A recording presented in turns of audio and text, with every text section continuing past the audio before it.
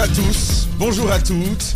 Nous vous retrouvons ce matin avec le même enchantement, le même plaisir, vous aider à mieux comprendre l'actualité de notre pays, ce qui se passe chez nous, chez vous, ses tenants et aussi ses aboutissants.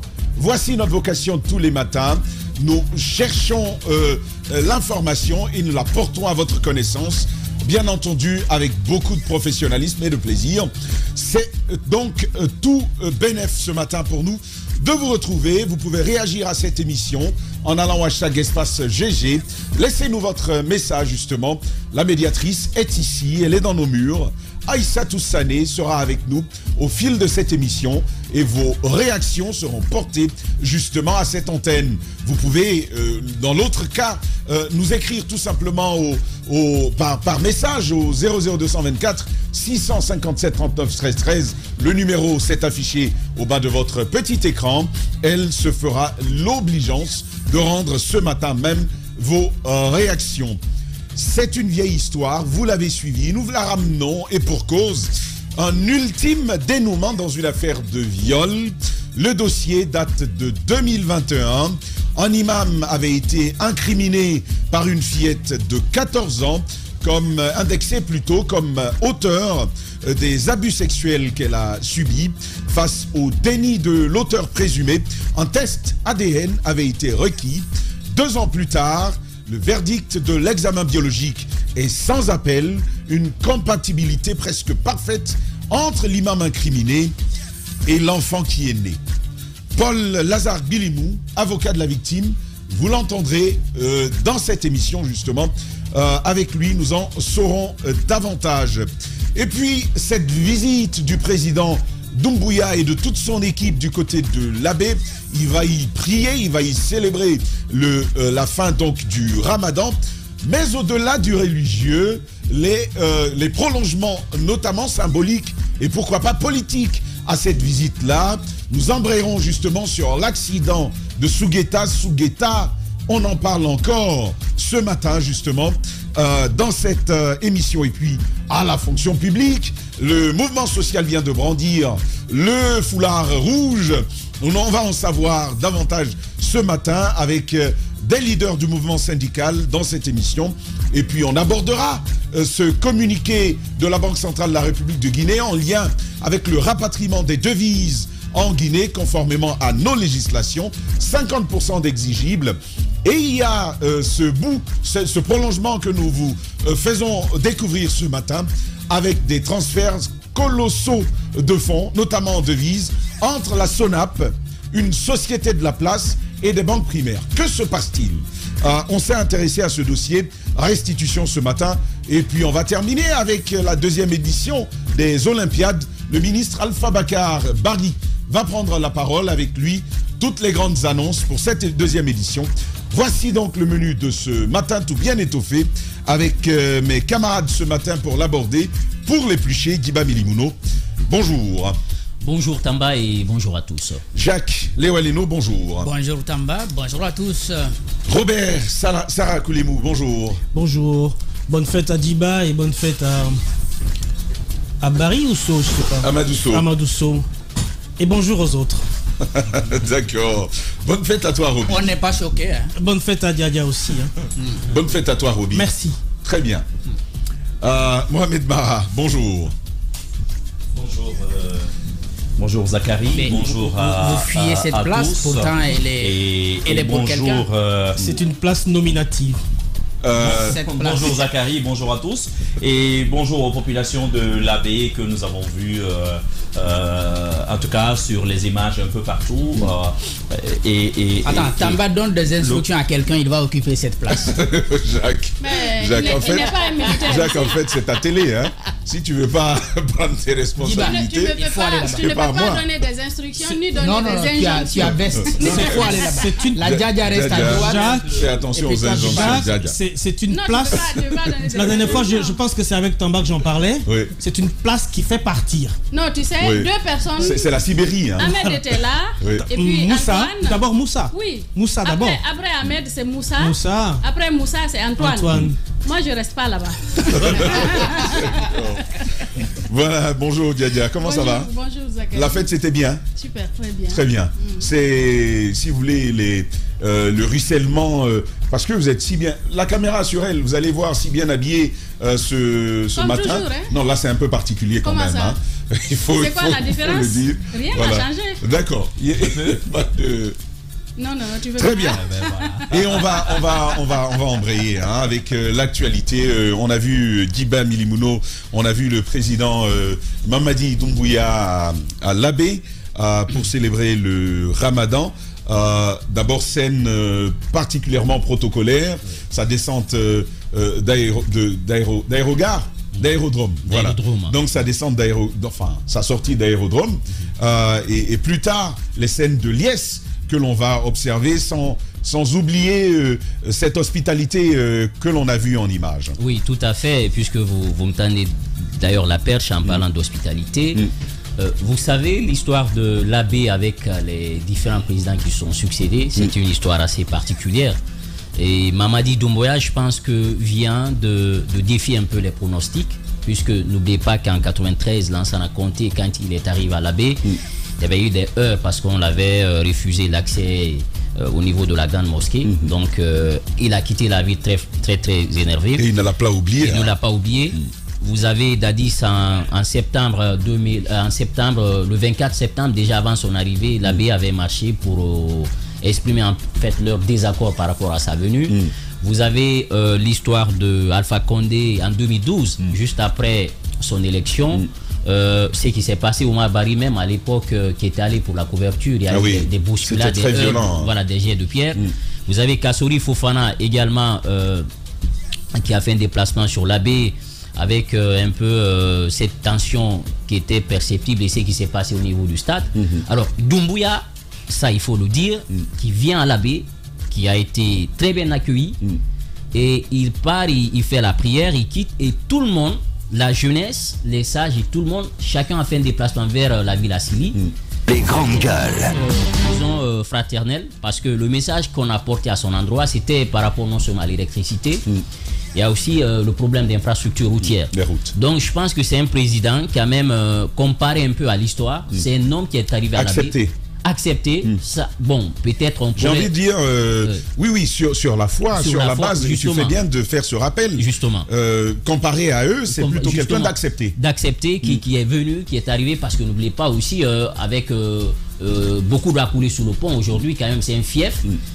C'est pratiquement une sorte de forteresse qui est imprenable, qui appartient... C'est une citadelle imprenable de Selou Dalen Diallo, ça il ne faut pas se tromper. Mais Doumbouya qui vient quand même, qui a accueilli sans heurts, qui a passé son message. Et surtout, ce que j'ai aimé, c'est ce discours en fait de vérité du colonel Amara qui disait qu'effectivement... Peut-être avant le discours, tu y reviens tout à l'heure, mais Djiba, est-ce que ce n'est pas, en termes de mobilisation, c'était une marée humaine, mais est-ce que c'était pas plus pour la prière? Oui, il y avait... finalement. Ça, on n'oublie pas, il y avait quand même la prière, donc il y a des personnes qui sont venues, c'était effectivement pour la prière, mais ce qu'il faut rappeler, c'est que c'est un président de la transition qui est arrivé. Et je crois que le message est passé parce que moi j'ai fait un déplacement sur l'Abbé après 2 mois. Aujourd'hui, ce qu'il faut constater, c'est qu'on est plus vers l'ouverture parce qu'aujourd'hui il y a un développement qu'il faut mettre en avant. Parce que l'Abbé a un problème d'infrastructure routière, des voies urbaines. 2018, vous savez, KPC avait eu le marché. Sur 15 km, c'est seulement 5 km, j'apprends, qui ont été réalisés. Vous avez aussi le problème d'électricité, c'est ce sempiternel tour-tour.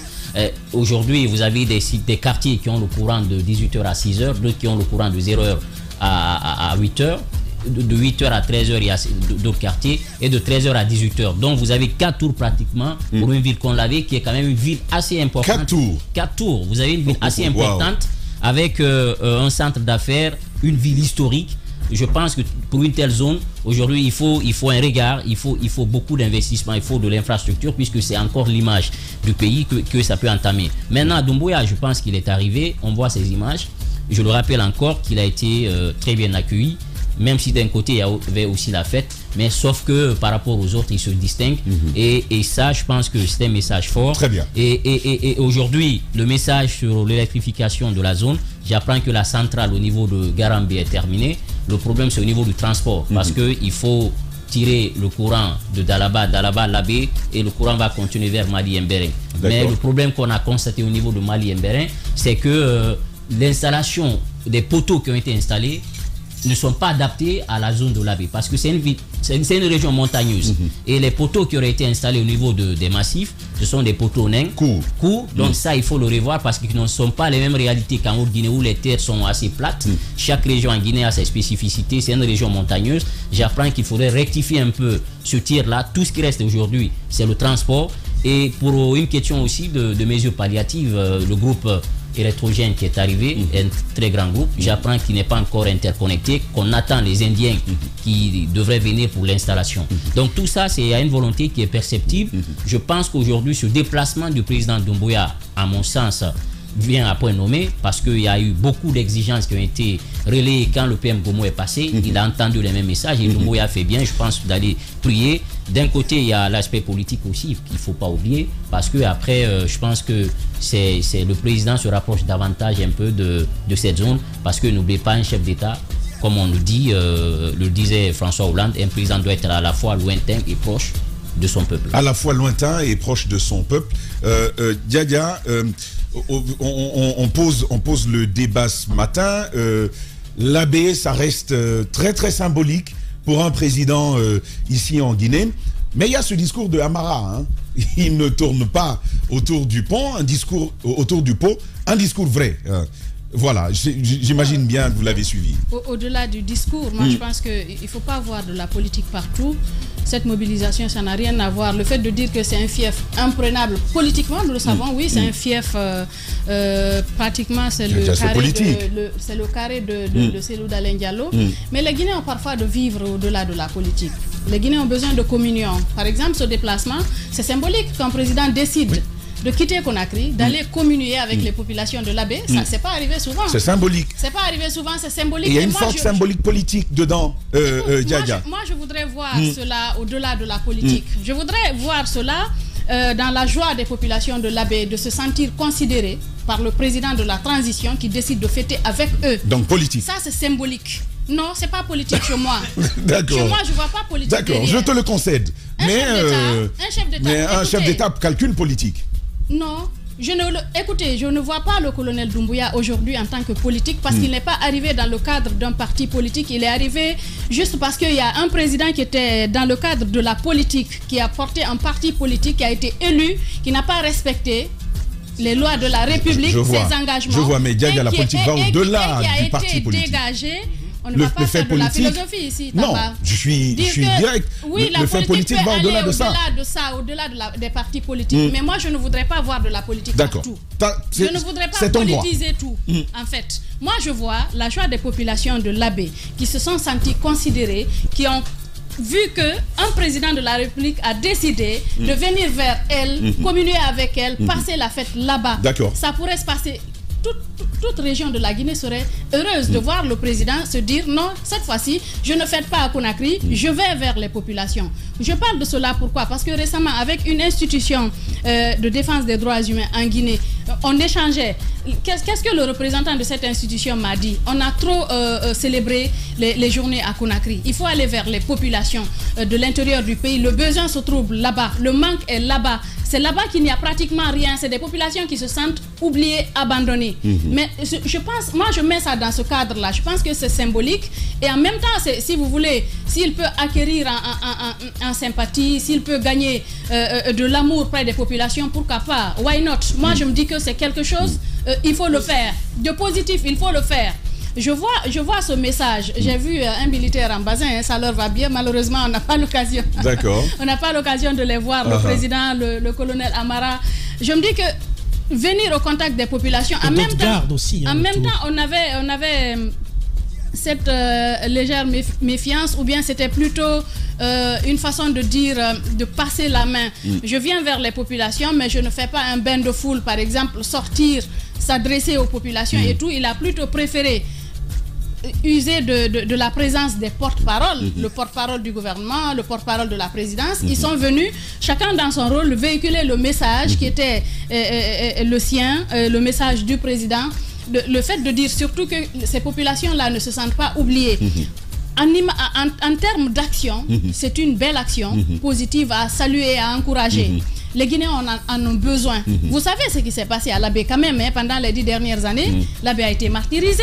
Il y a eu des choses qui se sont passées là-bas.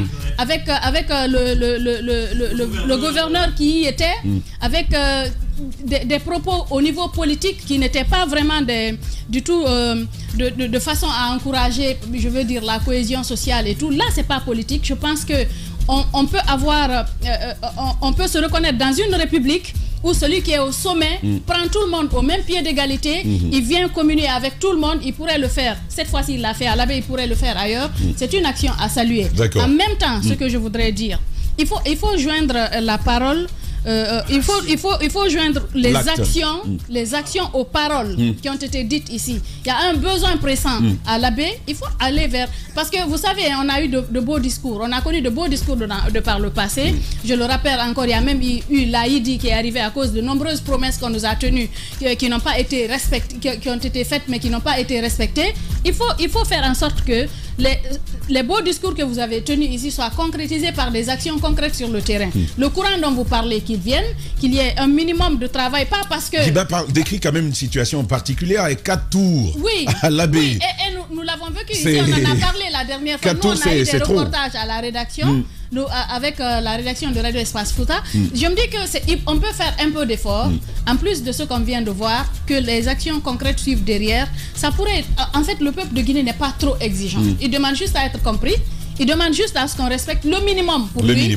Et je pense que c'est avec cela, les choses pourraient bien se passer. Alors, un choix hautement symbolique, Jacques, mais une forte action politique. Oui, on ne peut pas dissocier de la politique à cette démarche du chef de l'État. Et d'ailleurs, c'est de bonne guerre parce que pour gouverner, pour continuer à mener ses actions, il a besoin de convaincre. Et pour convaincre, il faut parfois choisir des actions de cette nature. C'est tellement symbolique d'abord parce que c'est le Ramadan, on nous a habitués ici. Au lieu que le chef de l'État aille à la mosquée, c'est la mosquée qui vénère le chef de l'État. Ouais. Comme je le disais la dernière fois pour les marchés. Il fait pousser ses pieds en lui. Hein. Oui, mais toujours c'est le premier imam qui se déplace, qui va à Sékouturéa pour faire prier le chef de l'État. On transporte la mosquée là-bas. Et là, lui, non seulement il sort du palais, mais il va à l'intérieur du pays. Comme il l'a fait le 8 mars, en ne restant pas au palais, il va en Zérékoré au contact des Très bien vu. Je pense donc que c'est un choix politique, mais ça a du sens. Ça a du sens et ça devrait inspirer ceux qui cherchent le pouvoir. Lui, c'est un militaire. Il est venu pour conduire la transition et vous voyez comment il drague. C'est comme ça il faut draguer. Il faut pas être arrogant, il faut pas être orgueilleux. Il faut se mettre au même niveau que des populations pour qu'ils puissent, n'est-ce pas, vous entendre. Vous voyez, à l'Abbé, il n'a pas eu besoin de parler, de tenir un discours public. Il a seulement eu des échanges avec des sages. Et puis le discours public va être porté par le colonel Amara. Mais déjà, Jacques, non, sa présence a suffisamment j'ai envie de souligner juste ça. En fait, il a parlé comme ça. Non, mais c'est ce que je veux dire. C'est ça son discours. C'est ce que je veux dire. C'est ça le discours. La présence elle-même. Voilà, en termes d'analyse du discours politique, il se démarque en ne parlant pas. En ne parlant pas. Donc, justement. Sa présence communique déjà beaucoup. Sa présence communique beaucoup. Et puis, le colonel Amara qui va tenir un discours vrai, vous l'avez dit, et je l'ai bien écouté, c'est de dire, oui, on va le faire, mais on ne va pas vous promettre que ça va se faire demain ou après-demain. Parce qu'il a été quand même clair là-dessus. Nous ne sommes pas un gouvernement de promesses. Ce que nous sommes capables de faire, nous allons vous le dire. Le courant, vous l'aurez. Mais on ne vous dira pas si vous l'aurez demain ou après-demain. Et ça, c'était déjà quelque chose de très juste pour la jeunesse qui réclamait, puisque c'est au milieu d'un discours qu'il a été interrompu par les jeunes qui disaient le courant. Et finalement, il va dire vos préoccupations ont été prises en compte. Dans la même logique, dans la même veine que ce que Djiba faisait, il y a une logique de mise en contraste avec ce qui a été par le passé. Même cette phrase dit, vous êtes habitués aux promesses, nous, on ne vous fera pas de promesses. Donc vous voyez ça. Et puis, ce qu'il faut joindre à cela, il y a un contexte où naturellement, oui, Djiba l'a déjà rappelé, c'est l'abbé, c'est chez Seydou Dalein Diallo, il n'est pas au pays. J'ai pu entendre d'ailleurs dans le 18h de Radio Espace quelques citoyens qui disaient nous sommes contents parce qu'il est venu jusqu'à nous pour communier avec nous ce jour du Ramadan. Nous souhaitons que ces démarches-là soient aussi portées au niveau politique pour que ceux qui sont à l'étranger puissent rentrer. Donc vous voyez bien que les fils de l'abbé aimeraient que Seydou Dalein Diallo revienne au pays. Ça c'est quelque chose qui a été exprimé. Je ne sais pas si cela lui a été dit à l'occasion de la rencontre avec les sages, mais c'est un peu partagé au sein de l'opinion. D'accord. On peut avoir... Celui qui veut pas revenir. Non. Ça c'est des commentaires qu'on peut faire. Moi je suis en train de relayer ce que j'ai jamais entendu un communiqué lui interdisant de venir. Voilà. Et puis l'autre chose pour terminer, il a profité pour quand même aller présenter d'une autre façon les condoléances à la population du Fouta pour le décès de Sanloa. Donc il essaye un peu de tout calculer, de tout mesurer. Très minutieux. Voilà, c'est ça, parce que Sanloa ce n'était pas un petit Mamadou, c'est quand même le chef de Ali Poular qui est décédé. Il a été accompagné par les autorités, en tout cas son corps, et puis ses obsèques ont été portées par l'État, mais aller jusqu'à l'abbé et puis reprendre ces messages devant les sages, je crois que c'était bien choisi. C'était le bon endroit et le bon moment. C'était le bon endroit, le bon moment, mais au-delà de tout ce qui est déjà dit, il y a quand même une note sombre à la fin, sur le retour, cet accident avec l'équipe donc du colonel Bala Samoura. On va revenir, mais permettez-moi de commencer là où les autres... Oui, je m'en doutais. Vas-y, Roby. Juste pour dire que je te comprends quand tu associes l'action politique à la visite du président à l'abbé. Non, c'est politique par nature. Permets-moi, pas fondamentalement. Pas dans le fond. D'abord, là où je suis... je suis d'accord avec vous deux. C'est ça le problème. Et donc, je suis écartelé, mais je vais quand même me... Ça, c'est pour Mara. C'est pour Mara. C'est pas pour toi. Non, une grosse pensée. N'amenez pas l'UFR à me flinguer ce matin. Nous en prie. C'est vrai. Je peux... C'est pas moi, hein. Voilà, exactement. Il faut activer le micro.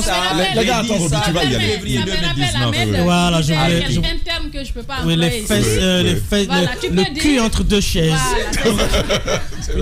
Ça l'a coûté 4 ans. Arrêtez. Ça l'a coûté. Les gars, il y a des enfants qui nous écoutent. Oui, mais franchement, faites attention. C'est un terme qui existe dans le dictionnaire lexique. Donc voilà. Mais je voudrais quand même rendre un hommage encore une fois au grand frère Ahmed Kourouma de passage. Mais pour vous dire une chose, la date, le jour de la fête de Ramadan, le lieu, un endroit extrêmement religieux, l'abbé, moi je voudrais m'arrêter là. Moi c'est la symbolique. Parce que personne n'a associé le 8 mars à une action politique, même si derrière... Non, c'est toujours politique quand tu es président. D'accord, mais officiellement, moi, vous associez cela à la politique parce que tout simplement, l'abbé, moi je salue la pugnacité de l'abbé dans la lutte politique parce que l'abbé a toujours été aux avant-gardes de l'antidémocratie dans notre pays. Non, quand on dit politique, ça ne veut pas dire que c'est mauvais. Oui, attention. Non, je suis d'accord, mais... Ça peut être bien, mais c'est politique, c'est calculé. Oui, d'accord. C'est tout ce qu'on dit. D'accord, je suis d'accord avec toi dans ce sens. Mais ce que je voudrais dire...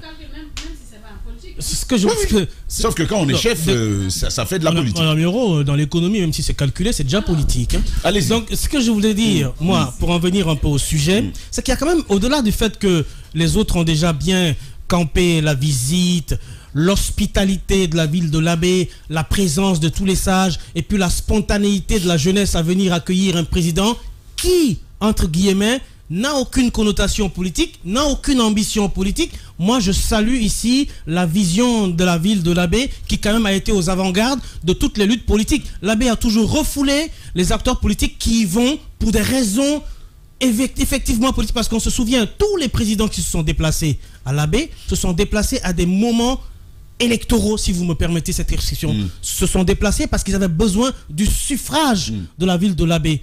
je peux commencer par Lansana Conté, Djiba a cité. D'ailleurs, ils ont tous été repoussés violemment parce que l'Abbé, quand même, au-delà de ça, est une ville, c'est l'une des villes les plus cosmopolites de la Guinée. Faut pas l'oublier. C'est l'une des villes les plus cosmopolites de la Guinée. Et donc, moi, je salue cette action. Mais il y a quand même une image qui m'a marqué. Et si la régie peut nous la montrer, il y a ce jeune homme qui est jonché sur le véhicule, presque au même niveau que le président, au même niveau de hauteur que le président, la régie retarde, presque au même niveau de hauteur que le président de la République et qui a un appareil photo. Je veux dire, le président veut certes être au feeling avec la population, mais pour ma part, à un moment donné, il prend un peu trop de risques.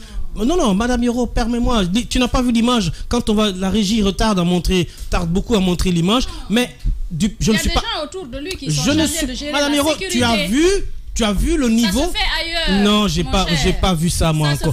Non, j'ai pas vu ça. Tu étais en Allemagne, tu as vu comment on ouvre la chancellerie, comment on permet aux gens de venir faire des selfies avec le chancelier. Ce n'est pas le même cas. Je ne sais pas si tu as regardé l'image dont je parle. Ça ne veut rien dire. Non, si. Il y a le service de sécurité présidentielle qui canalise, qui gère tout ça, qui fait. Non, Madame Yoro, non. Qui observe avec minutie tout ce qui se passe autour. Écoute-moi, il n'y a pas une observation. Il n'y a pas une observation. À un moment donné, on a agressé des journalistes ici parce qu'ils voulaient juste prendre une image du président. C'est arrivé. Je dis encore une fois, je ne suis pas expert en sécurité, mais non, je ne suis pas en train de dire que tout s'est mal passé. Oui, mais tu ne peux pas m'interdire. Tu ne peux pas m'interdire de faire mon observation du point de vue. Non, mais attends, mais ce que je veux te dire, c'est que quand tu regardes l'image, tu vois que le jeune est jonché quand même sur un véhicule et que le président de la République est quasiment, comment je vais dire, à même hauteur que lui. Et il a un appareil de photo braqué sur le président de la République. Imaginons un peu. Maintenant, le problème pour toi, Roby, ta préoccupation, c'est quoi? Ma préoccupation, non, ils ont, c'est sûrement, non, c'est ce que j'ai envie de dire. C'est sûrement passé. C'est ce que j'ai envie de dire. C'est sûrement passé de façon anodine. Mais imaginons un peu ce qui pouvait se passer. C'est un problème de sécurité. C'est à sa garde de la presse que je sache. Ton brevet de sécurité, c'est où, Roby? Mon brevet de sécurité. Mais il y a des gens qui ont étudié la sécurité approchée. Soyons sérieux. Soyons sérieux. Rien ne s'est passé, Dieu merci, mais j'essaie d'analyser et de poser des hypothèses. C'est ça aussi mon rôle, de poser des hypothèses. J'ai regardé l'image. Encore une fois, je commençais par dire que je ne suis pas un expert en sécurité, mais un expert en sécurité qui regarde mais un expert en sécurité qui regarde cette image pourrait se faire une idée de la situation. Moi, je pense qu'à un moment donné, il faut regarder tout ça de très près et penser que ça peut être un élément dangereux dans d'autres contextes. Je dis bien dans d'autres contextes. Et donc, pour moi, c'est une observation personnelle. Très bien. Voilà. Une observation personnelle, celle de Roby. On va terminer ceci avec vous, Mohamed Mara. Votre avis déjà, mais aussi ce drame. Il ne faut pas qu'on l'oublie. Il y a eu ces 4 morts, 2 morts, plusieurs blessés graves. Le haut commandement de la gendarmerie nationale s'est même fendu d'une déclaration. Non, nous n'allons pas oublier ce drame, nous allons en parler. Mais permettez-nous quand même de revenir sur la symbolique, puisque elle est très forte, cette visite à l'abbé. Pour moi, tout démarre avec le choix de la date. C'est quand même la fin du Ramadan. C'est quand même ah oui, la fameuse image de Roby. Ah oui, regardez. Quand même le jour de la fête de Ramadan que cela se passe. Et vous dites rien. Ben je dis rien. C'est pas mon travail. Ça ne veut rien il y a des éléments de sécurité. Je te comprends. Et la photo est même de la DCI. Mais regarde, oui, mais justement, il y a des gens derrière c'est là où je comprends pas. Je veux qu'on dépasse ce débat. Oui, mais on l'a déjà dépassé. On va aller avec vous, Mara. D'accord. Je disais que le choix de la date est très important. Et vous dites que ce n'est pas politique. Non, c'est politique, sur toute la ligne. Ben oui. De par la nature, celui qui se déplace est le premier homme politique de l'État. C'est donc le chef de l'État qui se déplace, qui va avec une bonne partie du gouvernement. Il ne rencontre pas que la population, il rencontre la chefferie traditionnelle, la notabilité de la ville, l'imama également de la ville. Si ça, ce n'est pas politique, dites-moi qu'est-ce que c'est. Maintenant, politicienne, je suis d'accord avec vous. Peut-être que ce n'est pas ce qu'il a voulu faire, mais même ça, attention, moi je me défends de le dire, parce que je ne pense pas que le choix, les différents choix ne tiennent pas compte justement de cela. On choisit l'Abbé, une ville réputée sainte, une ville réputée très religieuse, capitale historique. On choisit la ville de l'Abbé un jour de fête musulmane, une très grande fête musulmane, parce que c'est un jour où on a envie d'apporter l'apaisement dans une ville qui a été en fronde pendant longtemps avec le pouvoir central de Conakry, ou tout au moins depuis une douzaine d'années. Le choix de cette date justement fait que vous ne pouvez pas sur le terrain rencontrer de l'opposition. Vous ne pouvez pas rencontrer un discours belliqueux. Ce n'est pas possible. Ça, vous ne pouvez pas dire que ce n'est pas un calcul politique. Ça, c'est un. Deux, mais méfiez-vous. Ne vous fiez pas simplement à ce que vous avez vu. L'Abbé, tout comme le Fouta, traditionnellement, respecte le chef. Je pense d'ailleurs qu'avec le pays qu'ici, il y a cette grande similitude. On respecte le chef, quel que soit d'abord ce qu'on en pense. Quand vous dites qu'il y a eu des échauffourées au temps d'Alpha, au temps de Kassouri, ainsi de suite, regardez très bien que ce n'est pas dans la rencontre entre le chef et la notabilité et les responsables qui a les heures. Généralement, il y a des provocations après. Mais cela ne les empêche jamais de se mobiliser. Ça, c'est une tradition Peul. Vous ne pouvez pas... peu importe d'abord ce qu'ils pensent de vous. Quand vous arrivez en tant qu'étranger, vous méritez le toli traditionnel, le gîte, le couvert, le respect. Très bien. Vous arrivez en tant que chef, ce respect, il est hissé à un niveau supérieur pour vous. Ça, il ne faut pas l'oublier. Mais l'apaisement, je le dis tout à l'heure, le choix de la date même, le choix du moment, c'est important.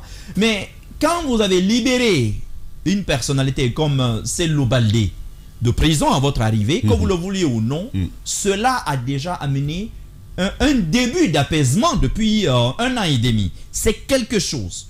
Mais lorsque vous êtes en conflit d'une manière aussi ouverte avec Cellou Diallo, les grandes gueules, de calme, de paix, de cette manière, avec un choix aussi fort de la symbolique, vous dites aux notables, nous vous respectons. Et je pense que ce message-là, c'est celui qui a le plus plu, à mon avis, à la notabilité. Ils se sont sentis respectés. Vous n'avez pas entendu là. Et attention, vous ne voyez pas le chef parler, mais le porte-parole parle. Ça aussi, ceux qui les ont conseillés, les ont bien conseillés. C'est bien comme cela qu'on le fait dans cette localité. Ce qui fait que le discours n'est jamais trop haut, la voix n'est jamais trop haute, mais la voix, elle est calibrée. Le discours est calibré. Et ça, c'est important. Il y a cette dimension traditionnelle, par exemple, dans notre communauté, où tu ne prends pas la parole devant des sages. C'est ce que je dis. Tu ne prends pas la parole. C'est ce que je dis. Je dis que là-dessus... C'est bien étudié. On m'a dit, c'est très bien étudié. Il y a toujours le griot ou le porte-parole qui transmet le message. Et ça, à mon avis, c'est ce que j'aurais voulu voir de M. Alpha Condé. Vous savez, on l'a toujours dit, il n'avait pas... cette dextérité avec nos sages. Vous vous rappelez du côté de... Ah, ça dépend, hein. Ça dépend du contexte. C'est quand il est devenu président qu'il a sapé tout ça. Sinon, c'est un fin manipulateur de ces valeurs-là. Je parle bien de lui. D'accord. Je n'ai pas parlé de l'opposition. Je parle là du président Alpha Condé. Ça, c'était un problème. Et or, je vais vous dire une chose. Qui respecte le Peul a déjà gagné son combat avec le Peul. Qui respecte le Peul, vous avez déjà gagné son cœur. Et ça, c'est quelque chose. C'est déjà un bon début. Forcément, cela amène l'apaisement dans cette cité. Vous vous rappelez vous dites, mais il n'a pas fait le truc dans la foule, il n'a pas fait, comment on appelle ça, il n'a pas fait de marche triomphante dans la ville, il n'a pas marché avec les foules. Attention, je pense que l'exemple de Zérékoré l'a alerté. Lorsque ce n'est pas préparé, il peut y avoir des débordements. Ça, il faut faire attention à cela. Ça, c'est un. Mais secondo, vous vous souvenez, quand Steve nous a envoyé les premières images la dernière fois du pont du pont Paul Kagame. Vous vous souvenez de ce qu'on avait dit ici à Nof? On se disait, Mamadi ne viendra pas. Oui, en effet. Tu m'as dit, ah oui, tu as raison, l'endroit est trop découvert, c'est trop à découvert. On a dit, il ne viendra pas, ou s'il vient, tu te rappelles, ça, on l'avait prédit, il va juste couper le cordon et il ne traînera pas. Effectivement, la dimension sécuritaire, elle est fondamentale. En ce moment d'ailleurs, vous ne pouvez pas l'occulter lorsqu'un chef d'État se déplace. Oui, mais ce qu'on dit à Roby, c'est de ne pas dramatiser parce qu'il y a des spécialistes de la sécurité qui sont là. Non, c'est vous qui avez voulu en faire un débat. C'est lui qui en fait un débat. Et l'observation est juste. C'est vous qui dramatisez. Et Tamba, toi et moi avons été à combien? Et on a vu combien de cérémonies? Moi, je suis dans mon rôle. Hein. Oui, tu es dans ton rôle. Voilà. Mais tu as vu combien de cérémonies où l'Aïmadi a été annoncé?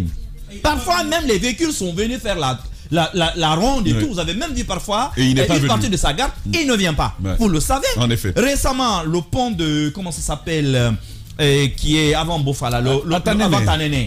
Vous vous souvenez encore de là?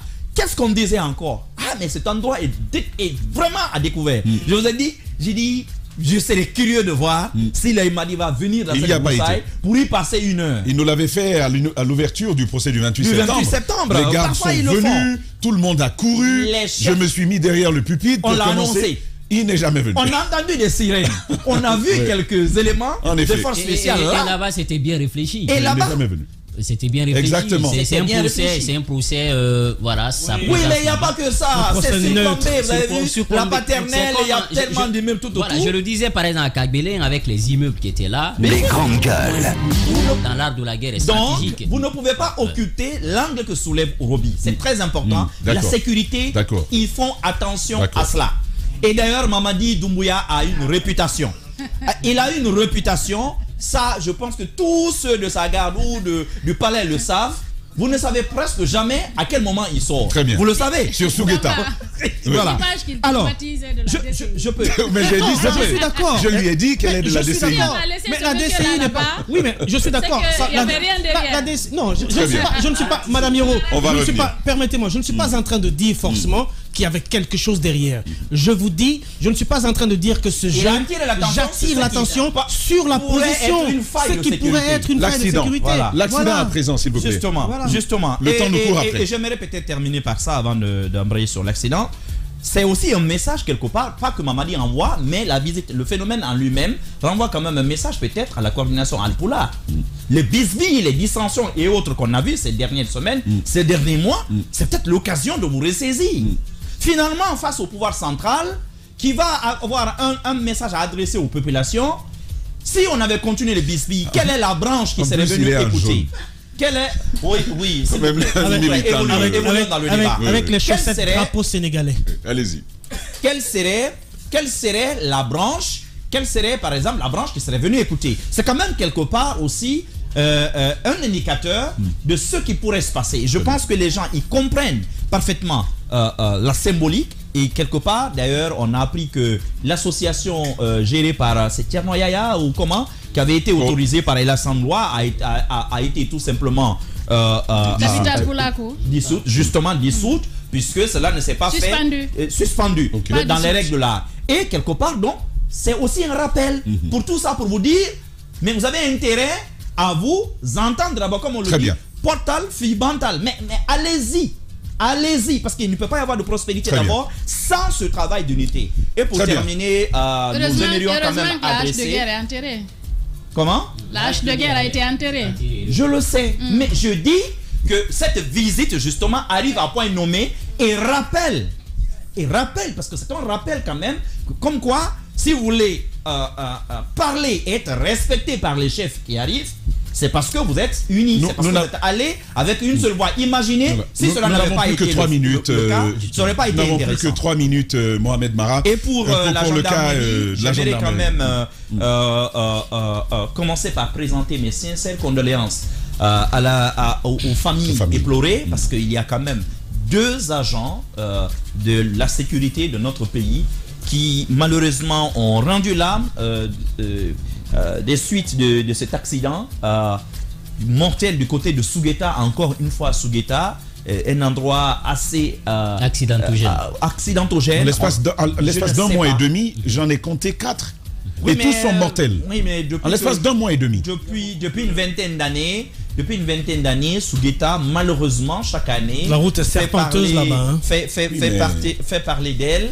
Je pense que dans les tracés des nouvelles routes, il faudrait sincèrement revoir la situation de Sougueta.